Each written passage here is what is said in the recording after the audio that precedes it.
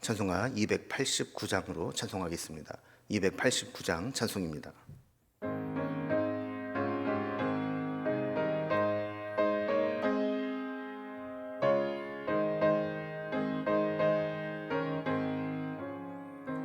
주 예수 내 맘에 들어와 계신 후 변하여 새 사람 되고 내가 늘 바라던 참빛을 찾음도 주 예수 내 맘에 오심 주 예수 내 맘에 오심 주 예수 내 맘에 오심 물밀듯 내 맘에 기쁨이 넘치는 주 예수 내 맘에 오심 주 예수 내 맘에 들어와 계신 후 망령된 행실을 끊고 머리털보다도 더 많은 내 죄가 눈보다 더 희어졌네 주 예수 내 맘에 오심 주 예수 내 맘에 오심 물밀듯 내 맘에 기쁨이 넘치는 주 예수 내 맘에 오심 내 맘의 소망을 든든히 가짐은 주 예수 내 맘에 오심 의심의 구름이 사라져 버림도 주 예수 내 맘에 오심 주 예수 내 맘에 오심 주 예수 내 맘에 오심 물밀듯 내 맘에 기쁨이 넘치는 주 예수 내 맘에 오심 사망의 음침한 골짜기 가다가 밝은 빛 오련히 비춰 저 멀리 하늘 문 환하게 보임도 주 예수 내 맘에 오심 주 예수 내 맘에 오심 주 예수 내 맘에 오심 물밀듯 내 맘에 기쁨이 넘치는 주 예수 내 맘에 오심 내가 저 천성에 올라가 살기는 주 예수 내 맘에 오심 천성에 올라가 주님을 뵈리니 그 기쁨 비길 데 없네 주 예수 내 맘에 오심 주 예수 내 맘에 오심 물밀듯 내 맘에 기쁨이 넘치는 주 예수 내 맘에 오심 아멘. 오늘 함께 나눈 하나님 말씀은 신약성경 디도서 3장 1절에서 7절까지 말씀입니다. 디도서 3장 1절에서 7절까지 349면에 있습니다. 말씀을 제가 봉독하겠습니다. 너는 그들로 하여금 통치자들과 권세 잡은 자들에게 복종하며 순종하며 모든 선한 일 행하기를 준비하게 하며 아무도 비방하지 말며 다투지 말며 관용하며 범사의 온유함을 모든 사람에게 나타낼 것을 기억하게 하라.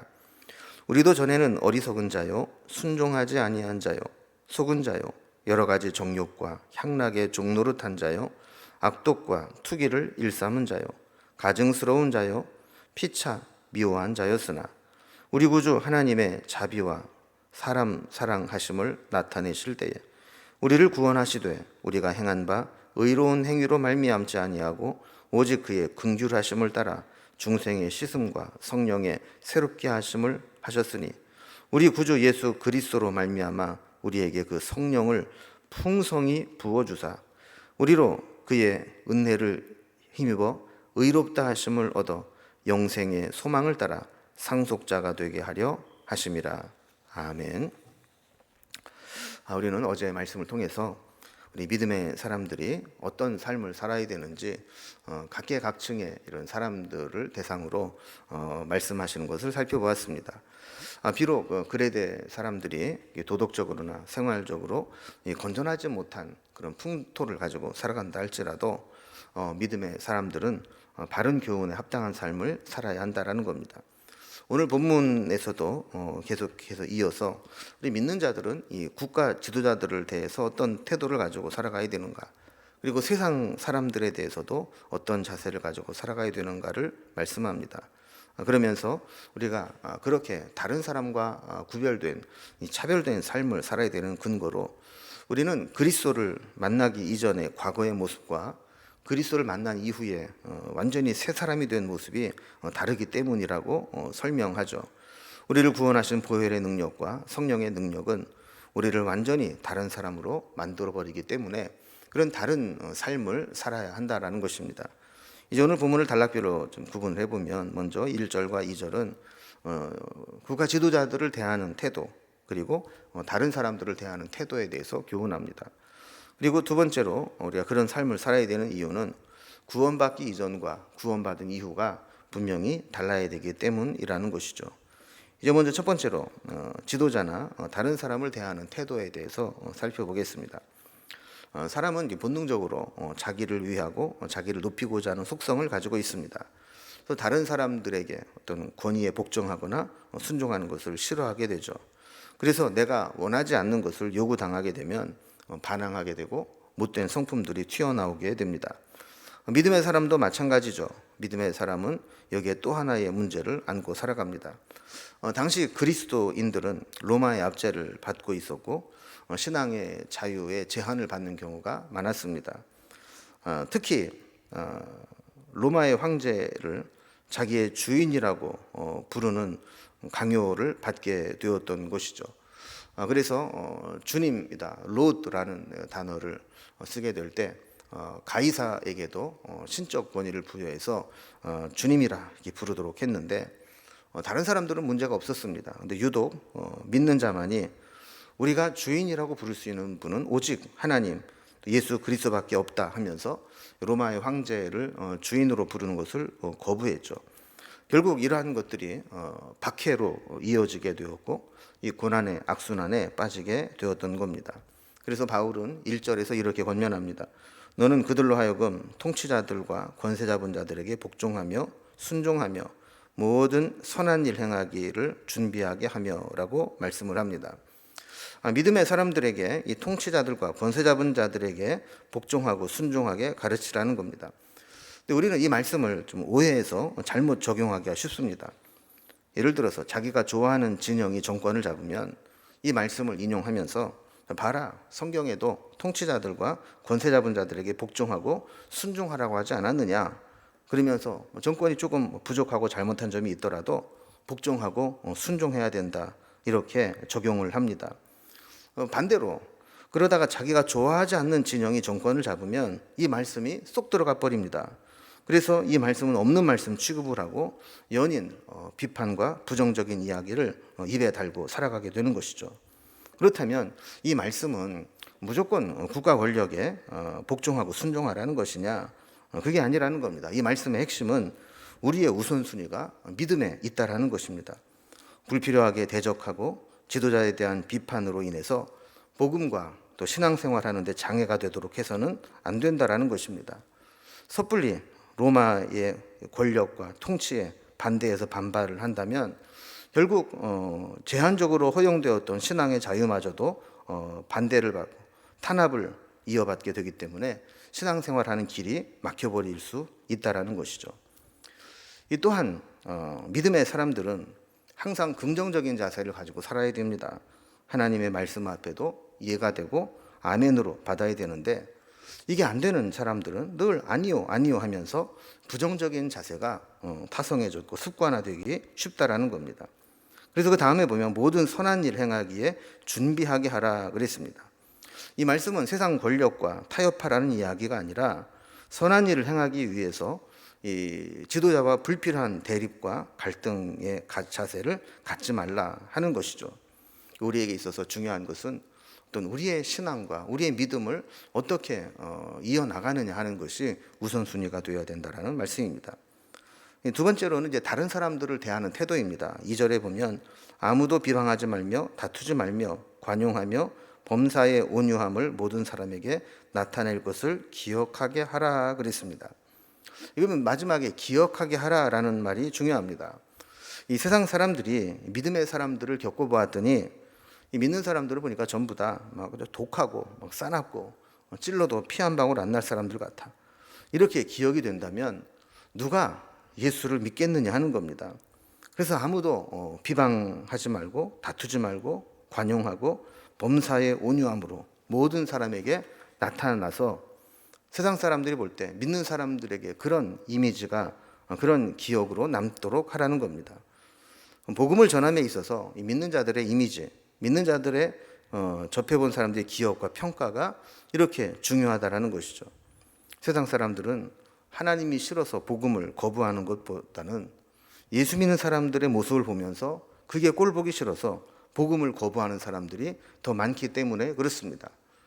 우리의 삶이, 우리의 태도가, 우리의 모습이 믿지 않는 자들에게는 복음을 받아들이고 받아들이지 않을 수 있는 기준과 근거가 될 수도 있다라는 것이죠. 그래서 우리는 세상 사람들을 대할 때에도 이렇게 좋은 이미지로 기억될 수 있도록 살아야 된다라는 겁니다. 그러면 두 번째로 그런 삶을 살아야 되는 근거가 뭐냐? 우리는 구원받기 전과 구원받은 후가 달라야 되기 때문이라는 겁니다. 믿음은 비포와 애프터가 확실히 구별되는 삶입니다. 3절에 보면 우리도 전에는 이라는 말씀으로 시작하는 것을 보게 됩니다. 우리가 전에는 이러이러한 삶을 살았지만 그러는 4절 이하에서는 믿음으로 변화된 삶은 이러이러하다라고 이야기를 하는 것이죠. 자, 그렇다면 우리가 믿기 이전에, 예수님 만나기 이전에는 어떤 삶을 살았을까요? 3절에 보면 우리도 전에는 어리석은 자요 순종하지 아니한 자요 속은 자요 여러 가지 정욕과 향락에 종노릇한 자요 악독과 투기를 일삼은 자요 가증스러운 자요 피차 미워한 자였으나 라고 했습니다. 자, 믿기 이전에는 교인들이라 할지라도 그레데 사람들의 기본적인 성품과 같았다는 겁니다. 어리석고 불순종하고 세상의 잘못된 가치관에 속아서 살아왔고 그래서 여러 가지 정욕과 향락에 종노릇하며 살아왔습니다. 또한 악독과 투기를 일삼는 가증스러운 자였고 피차 미움과 분노에 사로잡혀 살아왔음을 시인하고 인정할 수밖에 없다라는 것입니다. 누구나 믿지 않았을 때에는 믿음 없는 세상 사람들과 별반 다를 바가 없이 살아옵니다. 나의 나 된 것은 다 하나님의 은혜이지만 그 은혜를 받기 이전에는 다 세상 사람들과 별반 다를 바가 없었다라는 것이죠. 우리도 돌아보면 은혜 아니면 주님을 만날 수도 없었고 은혜 아니면 지금 이나마 변화된 삶을 살아갈 수도 없었을 겁니다.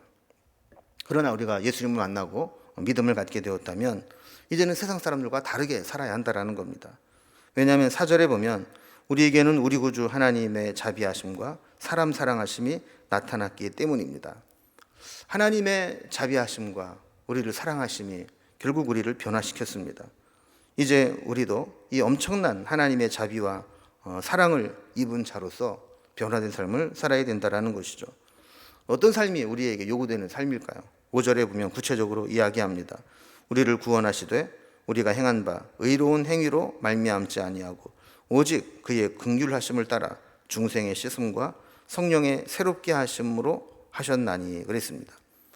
우리가 구원받은 이 근거는 우리의 의로운 행위가 아닙니다. 만약에 우리가 구원받은 근거를 우리의 행위에서 찾게 된다면 다른 사람을 의로운 행위로 기준으로 판단할 수 있을 겁니다. 그러나 우리 중에 누구도 구원받은 것에 대해서 우리가 의로운 행위 때문이다 이렇게 말할 자가 없다라는 겁니다. 우리가 구원받은 것은 오직 하나님의 긍휼하심과 또 중생의 씻음과 성령의 새롭게 하심으로 되었다라는 것이죠. 그래서 우리는 지속적으로 성령의 부어지심이 필요한 자들입니다. 6절에 보면 우리 구주 예수 그리스도로 말미암아 우리에게 그 성령을 풍성히 부어주사 그랬습니다. 성령의 부어주심, 성령의 충만함은 우리가 처음 예수를 믿을 때에만 필요한 것이 아니고 신앙생활하는 내내 우리에게 필요한 것입니다. 우리가 살아가면서 세상에 물들고 부패하고 변질된 세상에 살아가게 될 때 이 세상에 물들지 않으려면 계속해서 성령의 충만함으로 우리의 모습을 기름 부어야 하는 것이죠. 그래서 우리는 7절에 있는 말씀과 같이 그의 은혜를 힘입어 의롭다 하심을 얻어 영생의 소망을 따라 상속자가 되게 하셨다라는 말씀을 합니다.